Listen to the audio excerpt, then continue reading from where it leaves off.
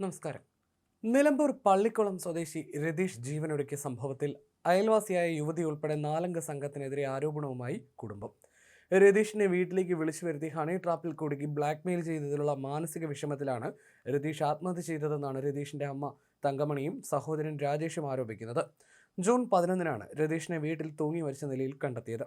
കടം വാങ്ങിയ പണം തിരികെ നൽകാനെന്ന വ്യാജേന അയൽവാസിയായ യുവതി രതീഷിനെ വീട്ടിലേക്ക് തന്ത്രപൂർവ്വം വിളിച്ചു വരുത്തിയായിരുന്നുവെന്ന് കുടുംബം പറയുന്നു.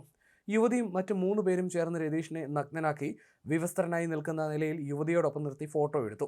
ഈ ഫോട്ടോ പുറത്തു വിടാതിരിക്കാൻ സംഘം രതീഷിനോട് 2 ലക്ഷം രൂപ ആവശ്യപ്പെട്ടു. എന്നാൽ പണം ലഭിക്കില്ലെന്ന് ഉറപ്പായതോടെ സംഘം ഈ ചിത്രങ്ങൾ രതീഷിന്റെ സ്കൂൾ ഗ്രൂപ്പിലേക്കും ഭാര്യയ്ക്കും കൂട്ടുകാർക്കും അയച്ചു കൊടുത്തു.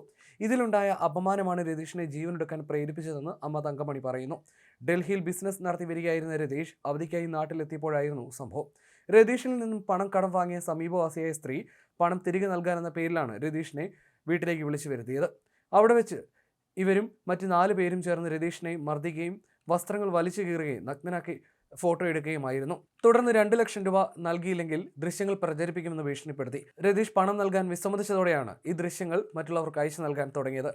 ഇത് രതീഷിന്റെ കുടുംബത്തിലും വലിയ പ്രശ്നങ്ങൾക്ക് കാരണമായി. മാനസികമായി തളർന്ന രതീഷ് ജൂൺ 11-ന് വീട്ടിൽ തൂങ്ങി മരിക്കുകയായിരുന്നു. വിഷയത്തിൽ രതീഷിന്റെ അമ്മയും ഭാര്യയും എടക്കര പോലീസിന് പരാതി നൽകിയിട്ടുണ്ട്. പരാതിയുടെ അടിസ്ഥാനത്തിൽ പോലീസ് അന്വേഷണം ഊർജിതമാക്കിയിട്ടുണ്ട്.